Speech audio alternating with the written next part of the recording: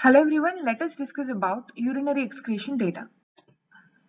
Now, in the absence of plasma level time data, useful information can be still obtained from urine data regarding the elimination kinetics of the drugs.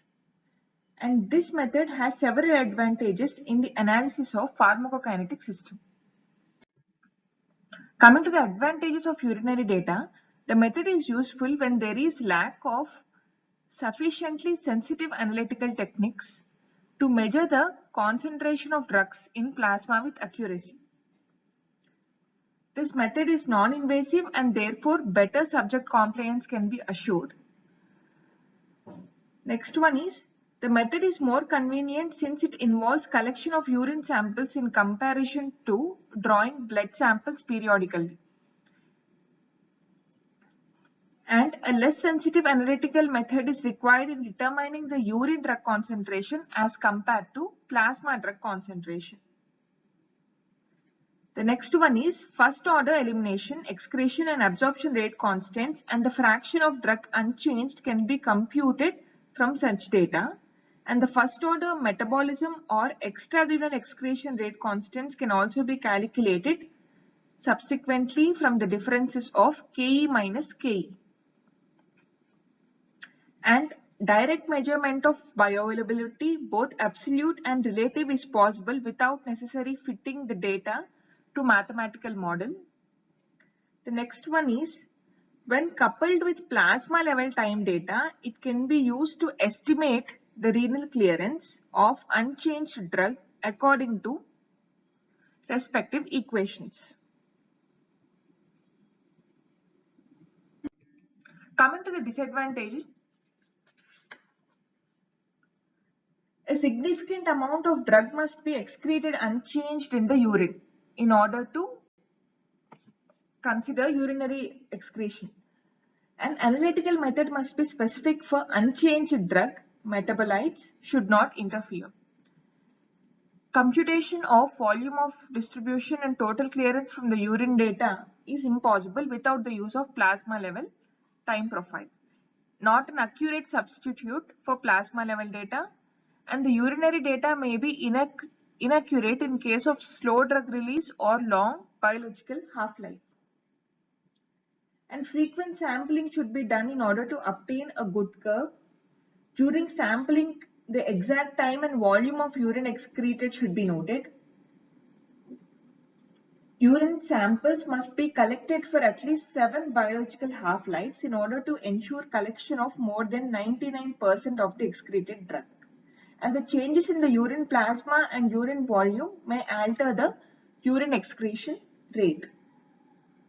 These are some of the disadvantages of estimation by urinary excretion data. Coming to the criteria for validating the urinary excretion data, as we have discussed, at least 10% of the drug must be excreted unchanged. At least 10% of unchanged drug must be excreted, and specificity of the analytical method for unchanged drug is essential. Overnight fasting followed by water loading to promote diuresis is necessary. Frequent sampling must be required to obtain good curve. Complete emptying of the bladder while correcting the urine is not possible. Exact time and volume of the urine excreted should be noted, and the individual collection period should not exceed 1 biological half-life of the drug. That is, samples must be collected for every biological half-life, and the urine sample must be collected for at least 7 biological half-lives to ensure 99% of the drug excretion. And as we have discussed earlier, changes in the pH and volume of the urine may alter the urinary excretion rate. These are some of the criteria. Coming to the determination of elimination rate constant Ke from urinary excretion data. Mainly we employ two methods for the elimination of excretion rate constant from the urinary excretion data. The first method is rate of excretion method and the second one is sigma minus method. The first one is rate of excretion method. The second one is sigma minus method. Coming to rate of excretion method, the rate of urinary drug excretion dxu by dt is proportional to the amount of the drug in the body, x. So dxu by dt is equals to kex, where ke is the first order urinary excretion rate constant. And according to first order kinetics, we know that x is equals to x naught into e to the power of minus ket.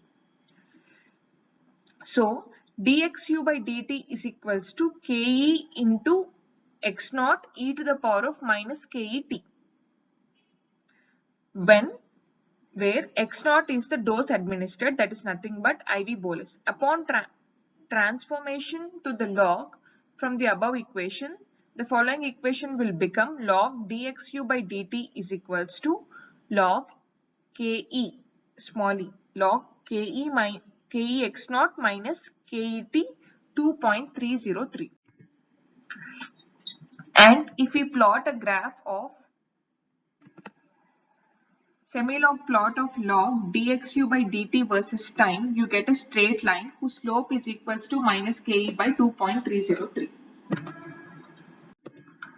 Coming to the advantages of excretion rate method, for drugs having long half-lives, urine may be collected for 3 to 4 half-lives. And no need to collect all urine samples, since collection of any 2 consecutive urine samples yields points on the rate plot from which a straight line can be obtained. Coming to the disadvantages of excretion rate method, in estimation of Ke, the fluctuations in the rate of drug elimination are observed to a higher degree, and in most instances the data are so scattered that an estimate of half-life is difficult. Fluctuations in the rate of elimination are seen to a higher degree, and in most cases data are scattered so that the estimation of half-life is difficult. The next method is sigma minus method. The first method is rate of excretion method and the second method is sigma minus method. It is an alternative and more accurate method for the estimation of elimination rate constant. The problem of fluctuation in the rate of drug elimination can be minimized, and Ke by K small e by K capital E is the fraction of the drug excreted unchanged in the urine. From the earlier equation, we know that dxu by dt is equals to ke x naught into e to the power of minus ket.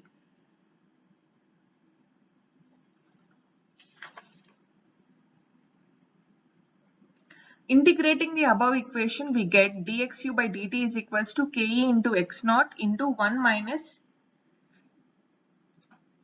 e to the power of minus ket by ke.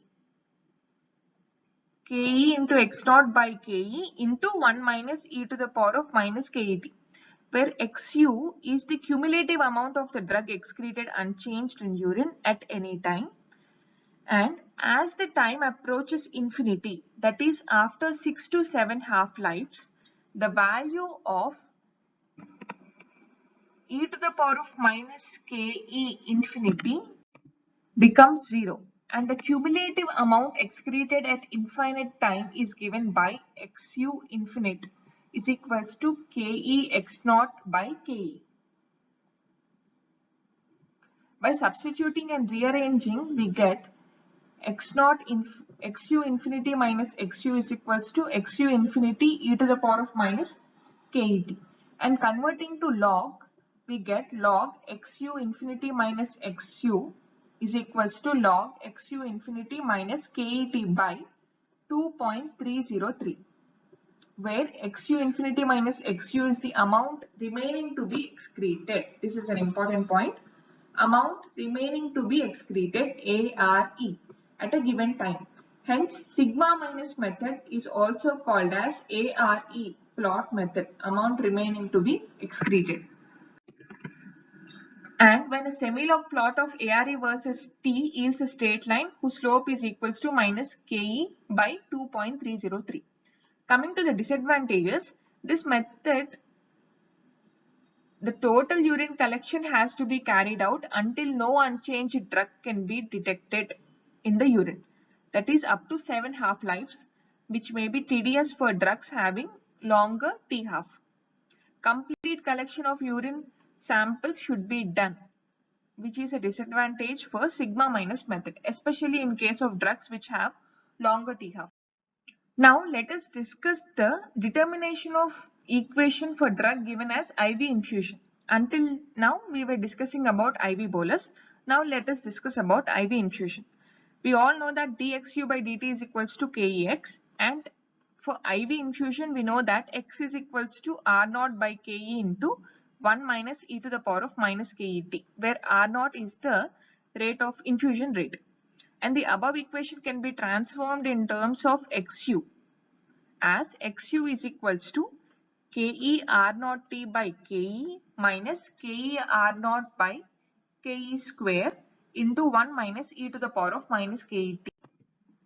And a regular plot of cumulative amount of the drug xu versus t yields a curvilinear plot of linear portion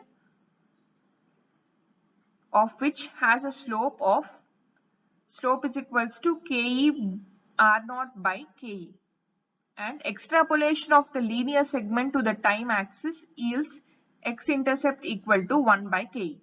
So by plotting a regular plot of cumulative amount of the drug excreted versus t, we can determine the elimination rate constant for the drugs which are given by IV infusion. And similarly, using sigma minus method, the next is, let us discuss about the equation for drug which is excreted, which is given by extravascular administration.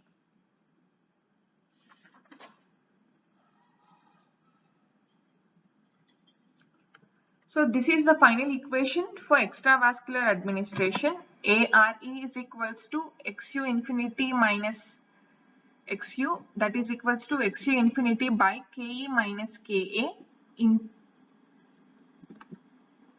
that is equals to KA e to the power of minus KET minus KE e to the power of minus KAT, where Ka is the absorption rate constant. And a semi-log plot of XU infinity minus XU versus T yields a bi-exponential curve, and if absorption rate constant is greater than elimination rate constant, the slope of the terminal linear portion of the curve will define Ke of the drug. If absorption rate constant is greater than elimination rate constant, the slope of the terminal linear portion of the curve will define elimination rate constant of the drug. And urinary excretion data after oral administration can also be treated according to Wagner-Nelson method to calculate Ka by construction of percentage ARA plots. The method requires urine collection for sufficiently long time to ensure accurate estimation of Ke, but need not be collected to time infinity. The equation derived to relate percentage ARA with urine excretion data is percentage ARA is equals to 1 minus XA by XA infinity into 100, that is equals to 1 minus dxu by dt plus KExu by KExu infinity into 100. And a semi-log plot of percentage ARA versus time yields a straight line whose slope is equals to minus Ka by 2.303. So you can also determine the absorption rate constant if we construct percentage ARA plots using sigma minus method.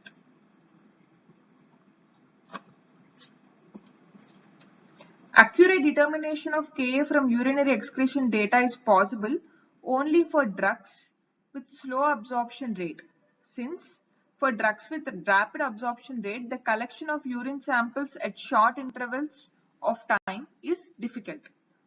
This is an important point. Thank you for watching. Please subscribe for further videos on pharmaceutical sciences.